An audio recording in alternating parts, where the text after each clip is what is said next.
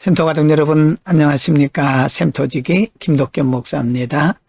오늘은 요한복음 2장 1절부터 12절까지고요. 오늘 본문 말씀은 예수님께서 갈릴리 지경 가나라고 하는 곳에서 행하신 예수님의 사역 가운데 첫 번째 행하신 기적입니다. 예수님과 예수님의 어머니 마리아가 혼인잔치집에 초대를 받으셨고 혼인잔치가 진행되던 중에 포도주가 떨어져서 바로 그때에 예수님께서 행하셨던 기적, 오늘 본문 말씀에서 소개하고 있습니다. 2장 1절부터 3절에 보면 혼인잔치가 진행되던 중에 그 집에 가장 중요한 포도주가 모자란 장면, 극한 상황에 대해서 소개를 합니다. 1절, 사흘째 되던 날 갈릴리 가나에 혼례가 있어 예수의 어머니도 거기 계시고. 2절, 예수와 그 제자들도 혼례의 청함을 받았더니. 3절, 포도주가 떨어진지라 예수의 어머니가 예수에게 이르되 저들에게 포도주가 없다라고 말합니다.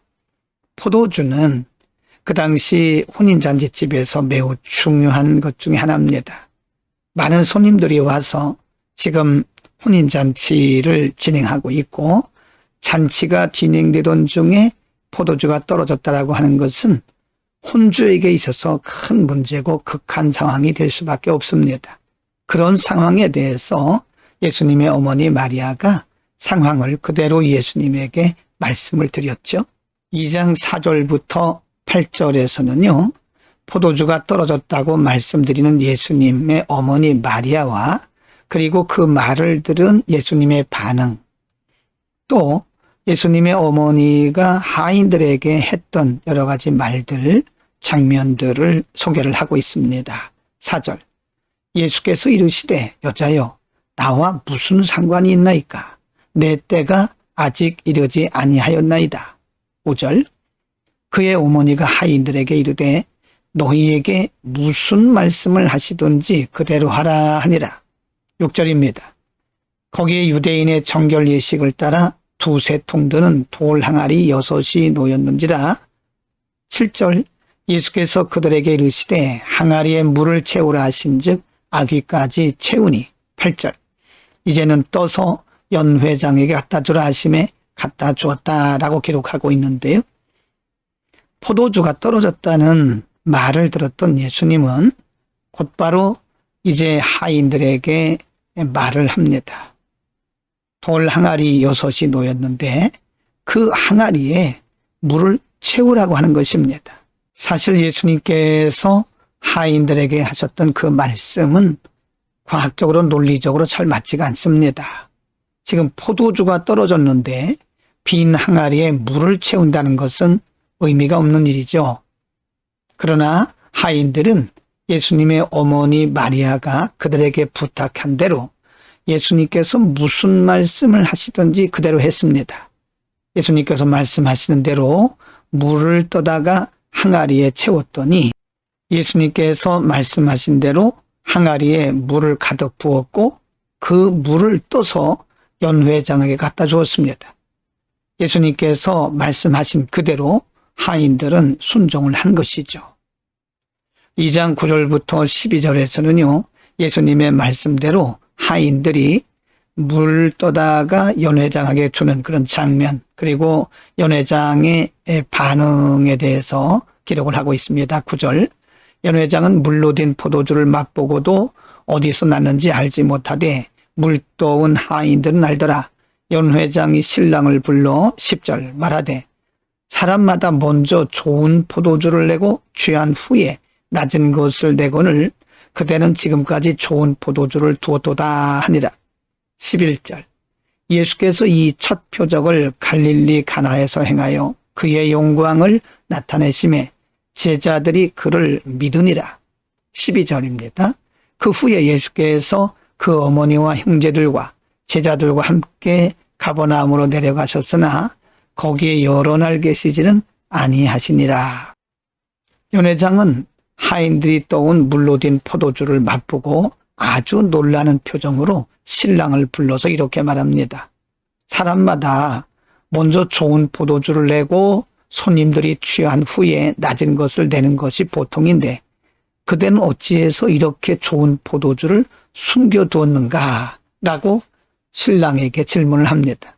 연회장도 사실은 그 포도주가 어디에서 왔는지 몰랐기 때문에 그런 말을 한 거죠. 이것은 예수님께서 행하신 첫 번째 기적이고요. 11절에 보면 이 표적을 행함으로써 그의 영광을 나타내셨고 그 표적을 통해서 제자들이 그를 온전히 믿게 되었다라고 말씀합니다. 오늘 말씀은 예수님께서 갈릴리 가나에서 첫 번째 행하신 기적입니다. 가나 혼인잔치 기적이라고 말한다고 그랬죠. 혼인잔치 집에서 포도주가 떨어졌다는 것은 매우 당황스러운 상황입니다.